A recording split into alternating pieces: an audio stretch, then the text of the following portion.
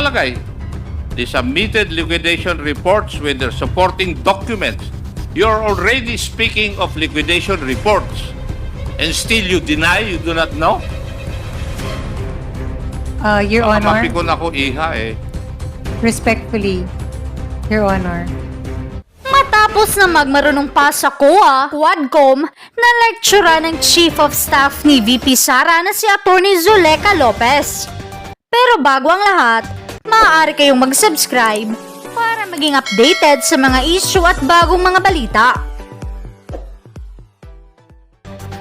Napangaralan nga ni Atty.Lopez ang Kamara matapos malamang marami na itong nilabag sa pangingialam sa confidential fund ng Office of the Vice President.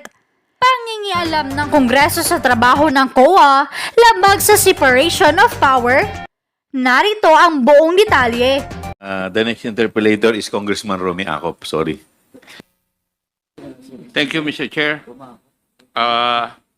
My questions would have centered on the existence of satellite offices of the Office of the Vice President. Unfortunately, COA submitted the data and information regarding the satellite offices of the OVP just last night. Tama po. Yes, Mr. Chair. So, I did not have time to look into these documents kasi gabi na kayo nag-submit it. Mr. Chair, be that as it may, I will not ask questions about that. But I would like to make first a manifestation. From the previous hearings, we have established two things as regards the documentary pieces of evidence of payments for confidential funds. Una, ang mga irregularidad sa mga impormasyon na nakasaad sa mga acknowledgement receipts. At ikalawa, ang kakulungan sa mga kinakailangang impormasyon para matiyak kung tama ba ang paggamit ng confidential funds na ito. Atty. Lopez, do you believe that public officers occupy a public trust? Yes, Your Honor, that is enshrined in the Constitution. Section 1, Article 11 of the Constitution. Tama? Yes. Yes.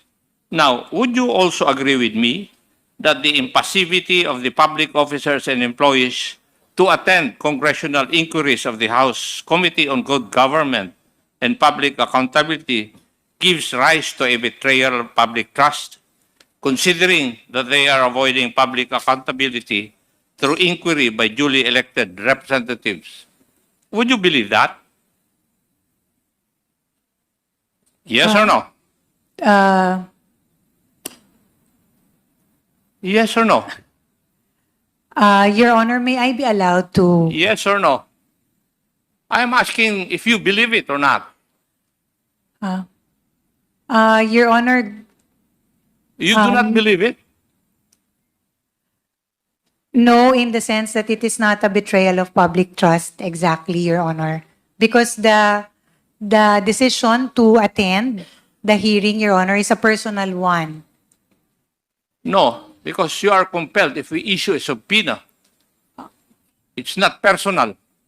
Would you agree with that also? Yes, Your Honor, because if it's a subpoena, it becomes coercive. Yes. But in the end, respectfully, if it is an invitation, there is also a right on the end of the invitee to decline. I agree. But the end of that is that we can issue a subpoena Yes. that in is order correct. to force you to attend these hearings. Tama. Yes, Your Honor. O in that case, if you are forced to attend hearings and you do not attend, would that not also constitute a betrayal of public trust?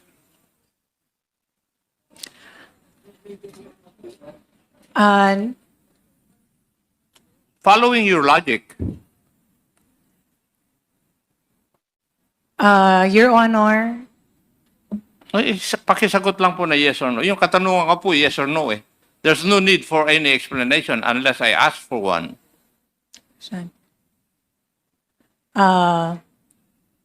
it could be, Your Honor, yes. Thank you. Would you agree also with me that public officers must uphold public interest? Yes, Your Honor. Yes. And part and parcel of the duties and responsibilities of public officers is to give due regard to the lawful processes of a co-equal branch of government. Yes, Your Honor. Yes. And the impassivity of the public officers and employees to attend the congressional inquiries of the House Committee on Good Government and Public Accountability gives rise to a betrayal of public trust, considering that their continued absence interfere with the actions and mandate of this committee, just like your two people, the special dispersing officers, in the persons of Madam Gina Acosta and Madam Sunshine Fajarda. Would you agree with that also? Yes, Your Honor. Thank It is you. a possibility, yes. And therefore, being the boss, you are also obliged to see to it that they perform this duty. Yes, Your Honor, I And hear that. therefore, we expect na pagsabihan mo sila Opo. na umattend dito sa hearing na ito. That's part of your duty. Respectfully, Your Honor, that was my commitment earlier, that I will endeavor to bring them to the next hearing. Thank you. And I think you will also believe that public officers are sworn to uphold the Constitution. Tama? Yes, Your Honor.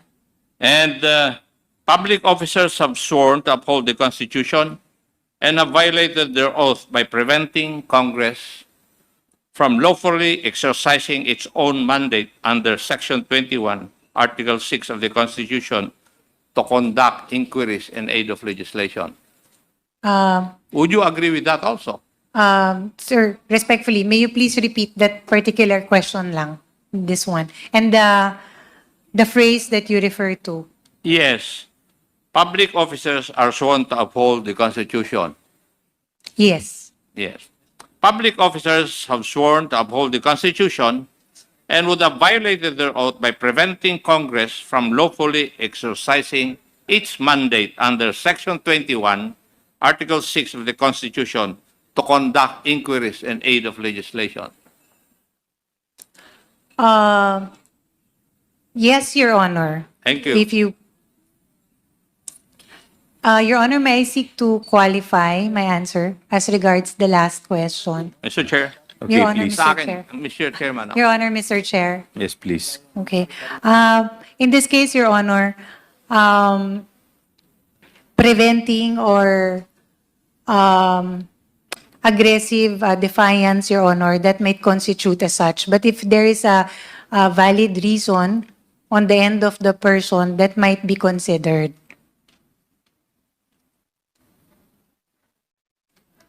But again, aggressive and continued defiance without justification or reason, Your Honor, that may be taken as such. Congressman Acop.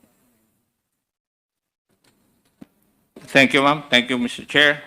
But you will also believe that the queries of members of the committee remain and will remain unanswered if the responsible public officers or employees fail to elucidate on the subject issues by their continued absence.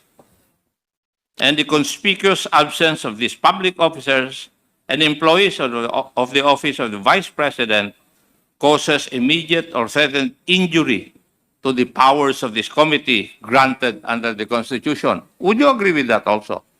Yes, Your Honor. Yes. Okay. Thank you. And Mr. Chair,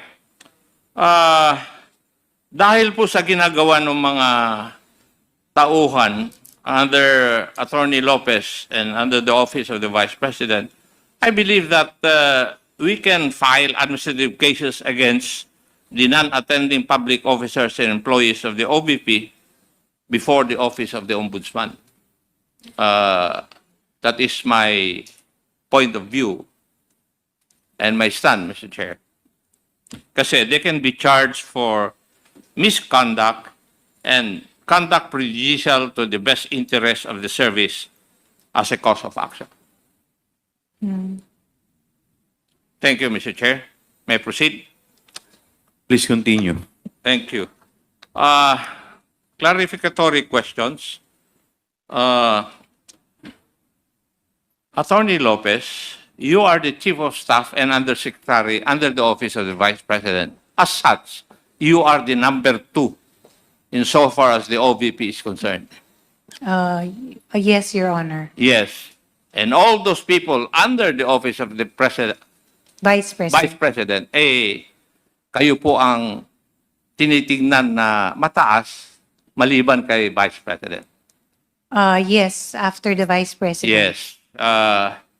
Being the Chief of Staff, kami po, ako, galing sa militar, galing sa pulis, yung mga iba, may mga opisina, meron silang mga Chief of Staff. And everybody of us will say na yung Chief of Staff ang nakakaalam lahat ng operations na kanilang opisina. Would you agree with that?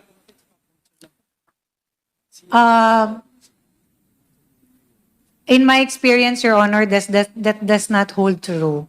So I cannot agree to that. How long have you statement. been in the government service? More than 10 years, Your Honor. 10 years. Ako, more than 4 decades.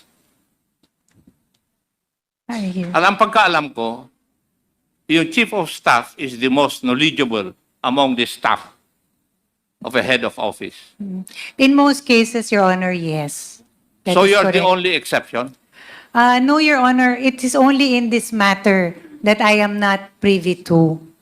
You're not privy on what matter? The matter of confidential funds in the... You're lying, Madam Attorney, simply because the letters that you wrote to COA would belie your statement. Kasi alam mo eh. If you read intently the contents of your letters, alam mo. How can you explain yung AOM? Respectfully, Your Honor, Mr. Kayo Chair, po ang nakapirma doon. ako po And yung- would you say na pumirma ka na hindi mo alam yung nandun? Are you trying to tell me that? Being a lawyer? Your Honor, the documents, the attachments, as regards the answer to the AOM, was presented and prepared by Mr. Ortonio. It is not incumbent upon me to double-check or to review such documents, Your Honor. My role in the Pero Office of the ikaw ang Vice... pumirma.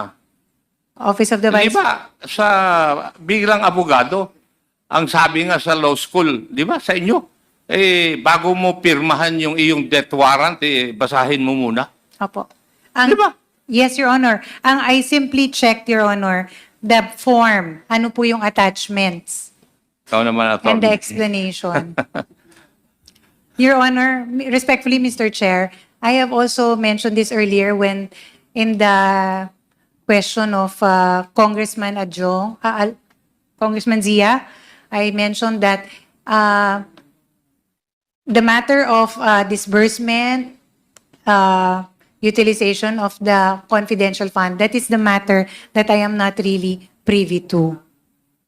But in the matter of explaining, for example, issuing external communications to a government agency such as the Commission on Audit, as the highest official in the OVP, Your Honor, I sign off on all the documents. That is one of my role in And what is the significance of your signature? that it has been Di ba reviewed. dapat dun is, alam mo yung bagay na yun? Yes, Your Honor. Yes. Ikaw naman, oh. Kasi hindi ka pwedeng, attorney, hindi ka pwedeng pipirma sa isang na hindi mo babasahin. That is your training as a lawyer. You cannot depart from that. Yes. Respectfully, Mr. Chair, as mentioned earlier, I signed it as a matter of course as the head of the agency for that external communication. Subject, of course, to the attachments that were included and the explanations made, Your Honor. I think you better change that, madam. Dahil one day you might be signing your death warrant when you do not read it. Di ba posible po yun? Yun po, I can only speak for that my experience, Your Honor, that was exactly what happened in that letter. Thank you. How long have you been working with Mr. Ortonio and Madam Acosta? Mr. Ortonio was a colleague also in the city government, Your Honor, of Davao. How about Madam Acosta? Also one of the employees of the local government unit. So matagal na kayo magkasama. And how long would that be? More than 10 years, Your Honor, Mr. Chair. Oh. Doon sa 10 years na yon, mas mataas ba sila sa iyo o mas mataas ka pa rin sa kanila? Mr. Ortonio was a city department head also, Your Honor, which had the same rank as me. But Miss Gina Acosta is one of the employees. But you were the Senior. city administrator then. Yes, Your Oo. Honor. And then, you know everybody. You know what is going on in the local government unit that you belong to, right? I know a lot of, not everything, Your Honor. It is expected of the city administrator to know the operations of the local government unit, especially the branches or the offices under that unit. That is correct, Your Honor. Yes. Alam ko naman na maaaring hindi mo alam lahat, but it is expected of you, being the city administrator, alam mo dapat ang mga yon. Right? That's correct, Your Honor. Now, doon sa confidential fund, do you know of its existence in your office? Kasi kanina, dinideny mo parang wala kang kaalam-alam But do you know the existence of a confidential fund in your office? Yes, Your Honor, it is part of our budget. Hindi. Yung 2022, did you know that? 2022, Your Honor? Yes, yung Yes. 125. Yes. Yes, you know it. How did you come to know about it? Your Honor, it was part of the recommendation, the request that we made to the Department of Budget and Management. Sino po ang gumawa ng sulat na yun? The letter was signed by the head of agency, Your Honor. So it's the head of agency ang gumawa. Hindi mo sinasagot yung tanong ko. Yung tanong ko is, if you understood it properly, sino po ang gumawa ng sulat na yun? Yun ang tanong ko Atty.Lopez, Are you trying please, to tell me that please be responsive to the question. Are you trying to tell me that the Vice President was the one who prepared that letter? No, Your Honor. We drafted the letter for consideration of the Vice President. We included therein all the other requests that we needed from the Department of Budget and Management. It is So a request. you know something about confidential funds. The request, Your Honor, yes. Ano naman, the request of the confidential fund. Well, yung confidential fund per se, hindi mo alam? Your Honor, as mentioned earlier in the interpellation of Mr. Zia Diong, only the disbursement, utilization, these are matters that I am not privy to. But in the request for the budget that included the confidential fund, we drafted that letter, Your Honor. Kasi in your letter to COA na pinirmahan ninyo ni Mr. Ortonio, detalyado It pertains to yung liquidation reports in so far as the confidential funds are concerned.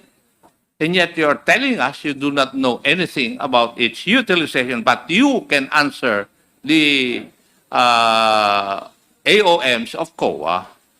Specific na po yun, yung observations ng COA. Now, kaya I cannot believe that you do not know anything about its disbursement Your or Honor. its liquidation. Kasi nandito ang nakalagay dito, if may read, we respond to each finding in the AOM in Seriatin.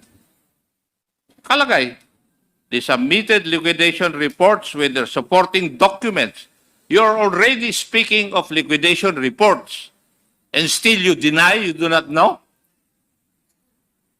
Your Baka Honor, mapikon ako iha eh.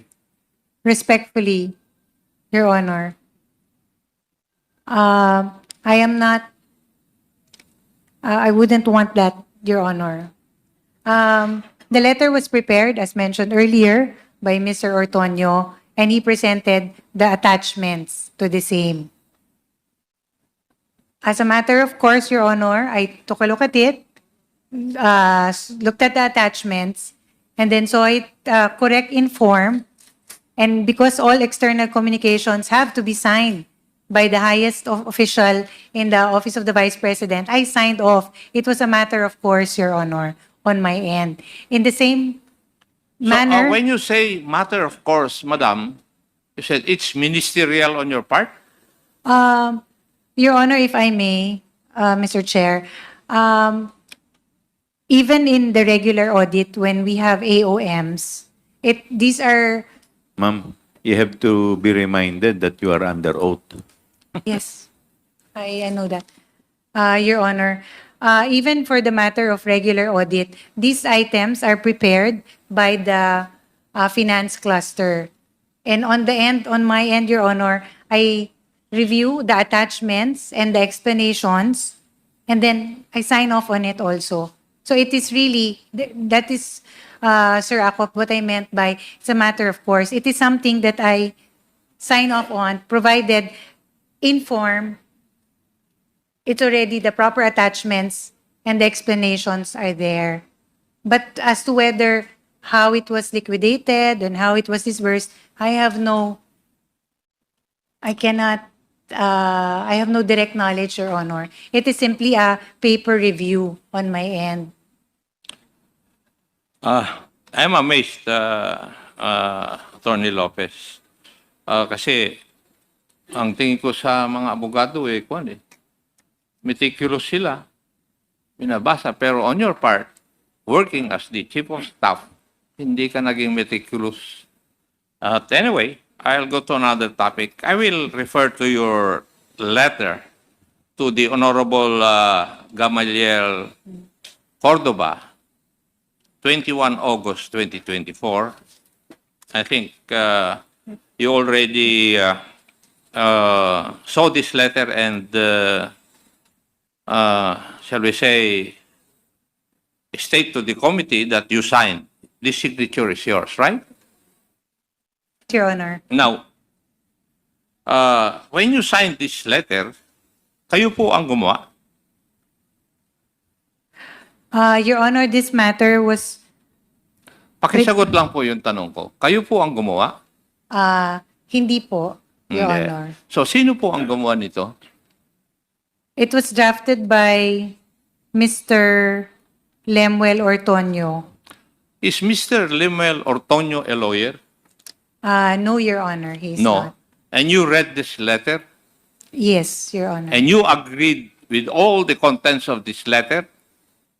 That was our position, Your Honor. It was a shared. No. Yes. You answer my Yes. question. Now, may I ask, can you explain to me that when we investigate the use of confidential funds of the Office of the Vice President and the Department of Education, you are of the position that the subject subpoena violates the constitutional principle of separation of powers? Could you please educate me? How did we violate the principle of separation of powers?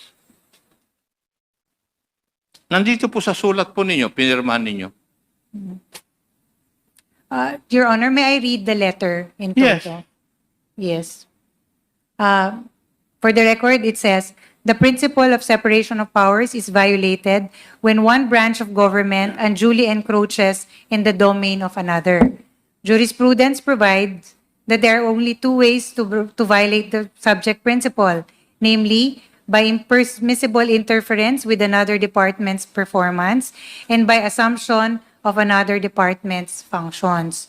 Here, it is clear that the subpoena was not issued in aid of legislation and thus exceeds the legislative power of inquiry, and its issuance impermissibly interferes with the exclusive functions of the Commission on Audit and infringes upon the independence of the Commission. And then, first, Congress has no power to participate or otherwise take part in any audit process. Obtaining any information in a pending audit clearly does not serve a legislative purpose of drafting or remedying legislation.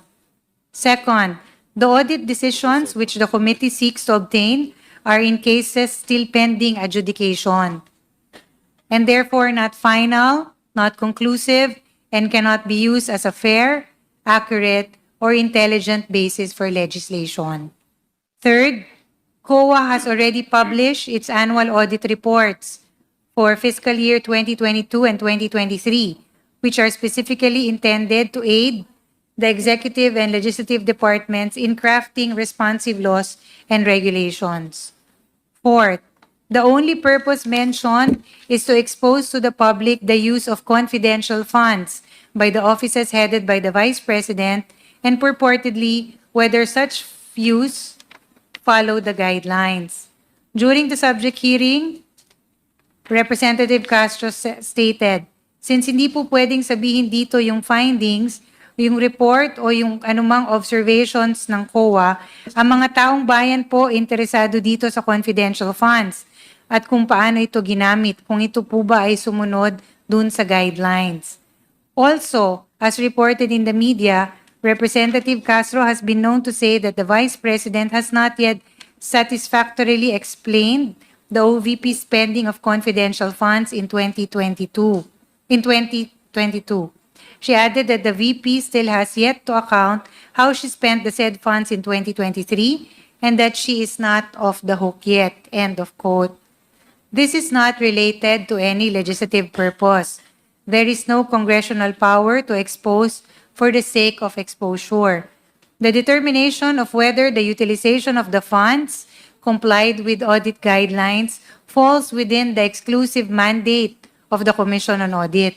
It cannot be overemphasized that COA has the exclusive power, authority, and duty to examine, audit, and settle all accounts pertaining to the revenue and receipts of, and expenditures or uses of funds and property. Constitutional framers envision the COA as a dynamic, effective, efficient, and independent watchdog of the government, and for this reason conferred upon it broad and extensive powers. Allowing a committee of the House of Representatives to subpoena audit decisions pertaining to an ongoing audit will only hamper the COA's performance of its duties. On the other hand, the determination as to the legality of confidential funds solely falls within the exclusive mandate of the judiciary. Clearly, therefore, Congress cannot infringe upon constitutional mandates vested upon other branches of the government. Item 2, the enforcement of the subject subpoena No. Let's stop there. So, Okay. yung tanong ko, please explain to me why the hearing conducted by this committee would violate the separation of powers. Yun po yung katanungan ko eh. Opo. Your Honor, You said COA is an independent body. Nandito nga sila, tinatanong namin eh. That is why I asked whether Mr. Ortonio is a lawyer or not. Believe nga ako eh. I'm amazed, Madam Attorney. Attorney ka, naniniwala ka dito sa sinabi ng isang hindi attorney. Your Honor, Di ba? respectfully, this is the position of the agency. Hindi ko tinatanong eh. Oo. Tinatanong ko lang eh. Nan- I am amazed, Madam Attorney, na naniniwala ka sa legal stance ng isang hindi attorney. Kaya, please answer my question. Where did we violate the separation of powers by conducting this legislative inquiry? Your Honor, Explain to me. yes. There is currently an ongoing audit in the Office of the Vice President as regards the confidential funds. The power to conduct audit or investigate belongs to the Commission on audit. No argument about that. Yes.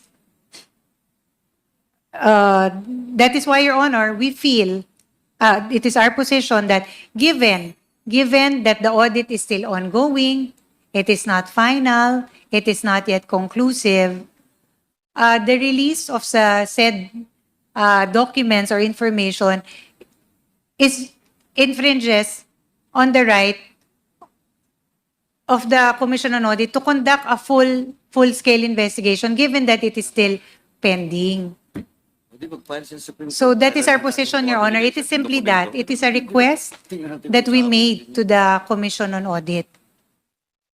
It does not in any way, Your Honor, mean that we do not recognize the power of the Congress to conduct in aid of legislation.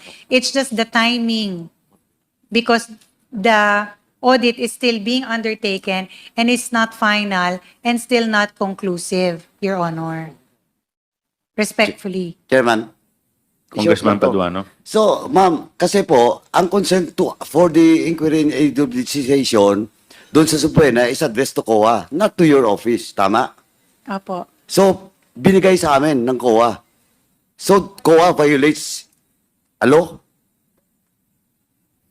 So, by then, kasi logic dictates na COA dapat. Di ba? Kasi, hindi naman kami may isayo ng dokumento eh. Di ba? It's the COA. Opo. Now, COA give us the document. Now, so, did COA violate any law? Your Honor, that is not for us to determine. We simply request No, that no. COA. Now, kaya nga eh. Okay. Now, because that is your position, supposedly, legally, you have to file a case against COA. Did you file a case against COA? No, Your Honor. Oh. It was just a letter request. Because, no. Now, letter request. Now, COA give us the document. Yes. Sino ngayong tama? Kayo o yung Congress? O yung committee? Hindi, ma'am. Kasi ganito, abogada ka eh. Apo. Then, if you invoke this letter of yours with regards to possible violation of law, you should file a case. Yes. Di ba? But not in Congress. Sa COA. Because COA complied to the orders by this committee. Yes. Di ba? You're a lawyer. Di ba, ma'am? Yes, Your Honor. But in this case, Your Honor, we simply made a request to the Commission on Audit. Hindi nga eh. But still you argue. Until now. A while ago, you stated that you still stand by your letter. Despite of the fact na sinagot na nga kita, in my committee, ang dami ko na pong in-order sa COA to conduct a fraud audit. Kahit wala pa pong ending nga, EUM pa lang. Because there is a basis to conduct a fraud audit. Now, question of, sinasabi mong dapat, question of legislation? Ma'am, attorney, don't you know na because of this investigation, we should pass a law with regards to confidential funds. Second, yung public funding law, that should be amended. Hindi pa ako tapos BTR. Dami tayong pag-usapan yan. Question of COA, Memorandum Circular ng 7002, that should be also amended. At ilagay mismo sa mandate ng COA. Kasi ang daming misinterpretation doon. MC 97002, iba yung requirements. Pagdating doon sa BTR, tinatanggal yung ibang requirements. And the only way that we can resolve that issue and problem with regards to COA and BTR is to legislate law. A law. Specific provision of law na dapat malinaw. Ano ba talagang requirements doon sa mga cash advances and requirements for an SDO. Yun po, attorney. Kaya hindi nyo pwedeng sabihin na we're conducting this investigation not in aid of legislation. Thank you, Mr. Chairman. Your Honor, yes. Thank you also. I hear you. May I continue, Mr. Chair? Please continue, Congressman Acop. Yung reason po ninyo is the principle of separation of powers is violated when one branch of government unduly encroaches on the domain of another. Period. Now, at what instance, pag-conduct namin ng hearing na ito, did we encroach on the domain of another branch of government? Your Honor, in this case, Your Honor, as stated, the audit investigation is still ongoing. It would seem that if the documents would be provided to the end of Congress, it is as if Congress is also conducting an audit process. We're not conducting an audit process. Yes, We're conducting an inquiry in aid of legislation pursuant to the Constitution. Okay. Now, tell me, wala pa kayong naipapakita sa akin na paano kami nag-i-encroach doon sa domain ng other branches of government. Show me. Your You Honor, must remember, Attorney, that we have oversight functions over the budget of government. And part of that oversight function is the reason why we can conduct inquiry regarding the use. So that maybe we could change, for example, the joint circular of regarding the liquidation of confidential funds. Kayo, sa letter ninyo, presume na wala kami legislative intent eh. How can you do that? How can you presume that? I'm sorry, Your Honor, but during the time this letter was made, there was no draft legislation or there was no... We can conduct legislative inquiry and the bill can be filed after the legislative inquiry. Yes. Kasi malicious kasi yung nasa utak ninyo eh. Your Honor, respectfully. Ano po? Yes, our position, Your Honor, is just that hindi pa po tapos kasi yung audit investigation. Yun lang naman po. That's why we requested COA not to release it sige, first. please cite me a law which would say na yung ginawa po namin na dahil hindi pa tapos ang audit, hindi kami makapag-conduct ng legislative inquiry on the issue. Can you cite me a provision of law? None at the moment, Your Honor. Yes. None Kaya at the nga, moment. sabi ko, bakit ka naniwala sa isang hindi abogado?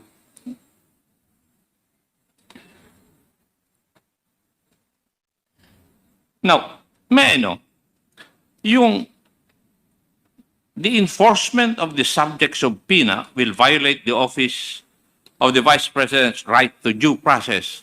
Could you explain that also to me? Para maintindihan ko. Yes, Your Honor. But as a starting point, may I read the letter in toto? At least that provision only. If you may allow me, Mr. Yeah. Chair. Okay. Item number 2, the enforcement of the subject subpoena will violate the Office of the Vice President's right to due process.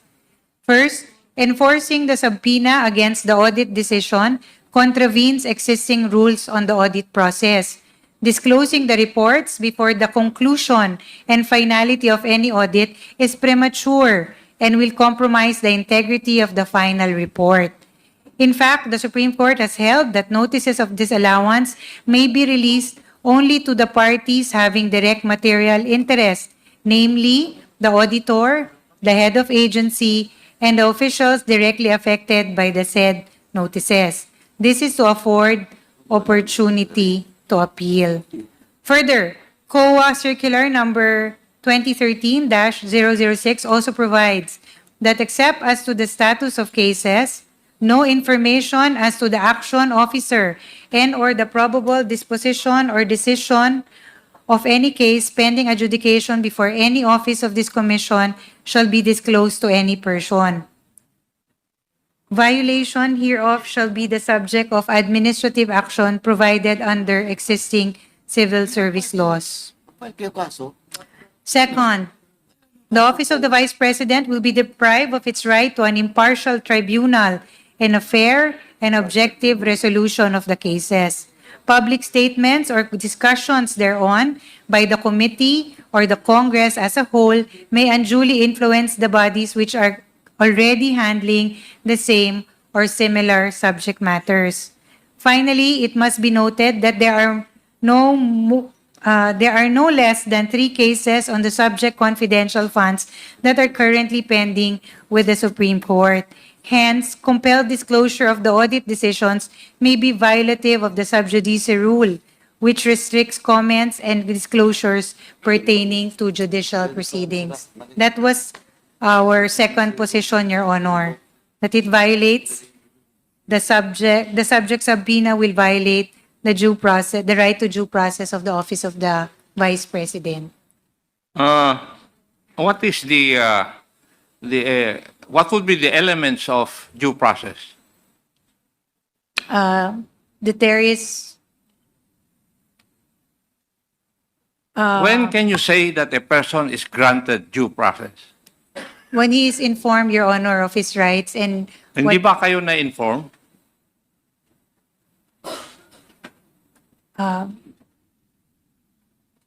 Enumerate mo yun, Iha. Tatanungin ko.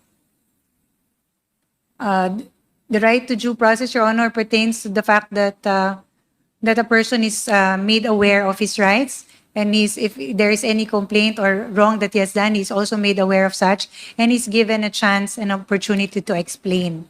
Yun po ang pinaka-importante. Di po ba? Pero paano nga kayo makapag-i-explain if you do not, avail of the opportunity na mag-explain dito? Di ba? Yung mga tao nga ninyo, wala rito para mag-explain. And you say na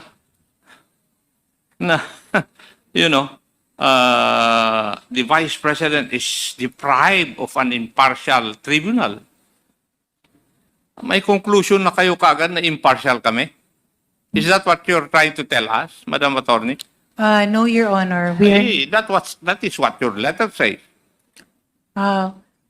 We are merely saying, Your Honor, that the audit investigation is not final and not Hindi nga, conclusive. hindi. Ang sinabi mo rito the office of the Vice President will be deprived of its right to an impartial tribunal.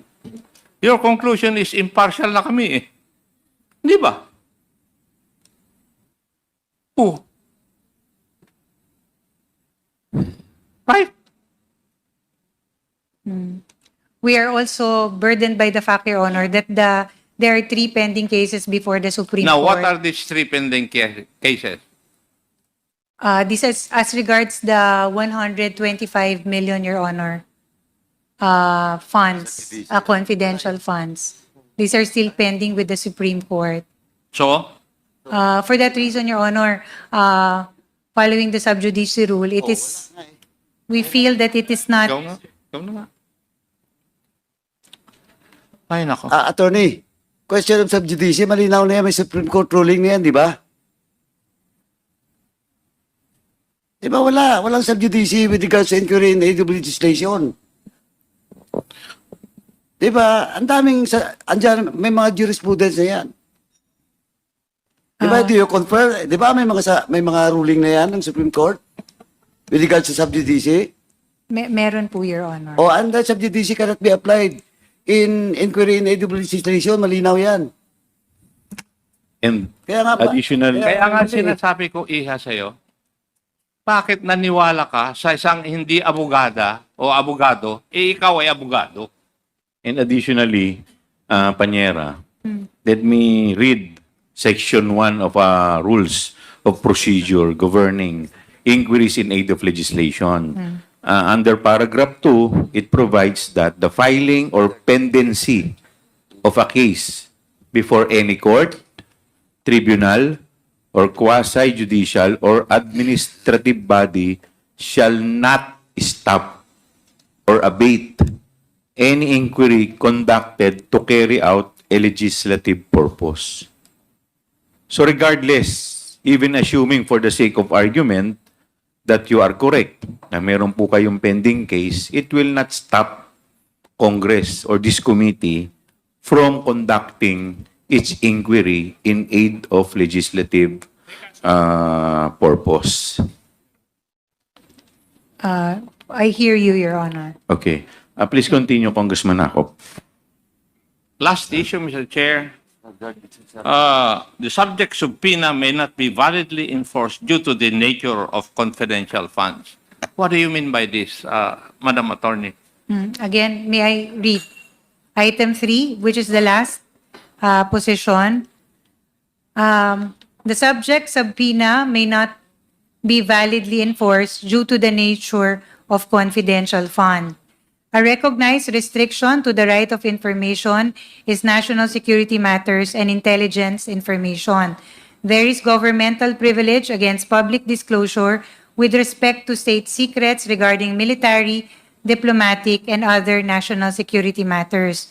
As a matter of fact, Memorandum Circular Number 15, 2023 provides that a specific exception to the right of access to information is privileged information relating to national security, defense, or international relations.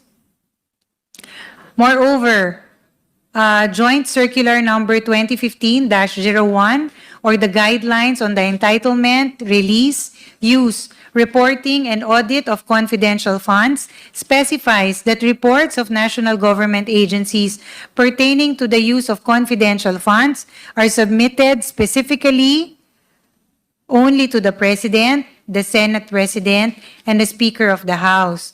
Acknowledging the highly sensitive nature of the information involved, the agencies deem it necessary to restrict access only to the enumerated officials and exclude the collegial bodies in which they belong.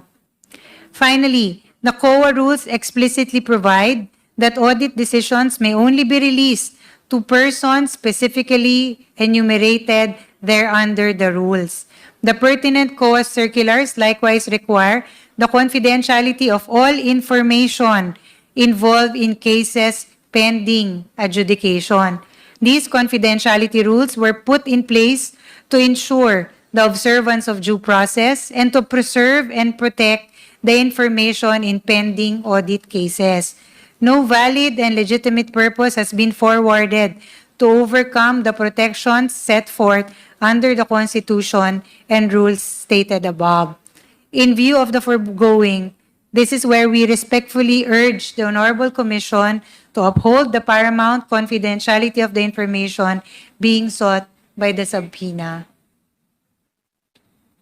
Are Thank you. you trying to tell us that Congress cannot look into how confidential funds or intelligent funds are spent? No, Your Honor. Congress, So, paano mo i-explain tong rason mo rito? ang sinasabi lang naman po namin dito, Your Honor, is that in this case, hindi pa po conclusive and final yung audit investigation report. Ay, yung nga yung tinanong ko sa iyo kanina, please tell me if there's a provision of law that prevents us from conducting inquiries in aid of legislation while the findings of COA are not yet final. Meron ba? Sinabi mo kanina, wala eh. I cannot cite any particular Then, law, Your Honor. you But have no basis then. ang- Or your writer, Mr. Ortonio, does not have any legal basis to state these things. Tama. You being a lawyer. Puro claims lang ito eh. Pero wala kayong pinapakita na legal basis. Tama. First question mo pa lang eh. Ano ang aspect ng national interest na naapektuhan nito? Galing po ako sa military eh. Wala akong makita na aspeto na it would affect our national security. Our stand, Your Honor, is just extreme caution in discussing matters like this, given that it is still pending investigation. That is the reason why we drafted and requested the Commission on Audit, Your Honor. It was just a mere request and for the Commission on Audit to consider. I will state again, Madam Chair, kayo po ay abogado, ako po yung nagtataka kung bakit naniwala kayo sa argumento na inilagay dito ng hindi isang abogado. Thank you, Mr. Chair. Thank you, Your Honor. Mr. Chair.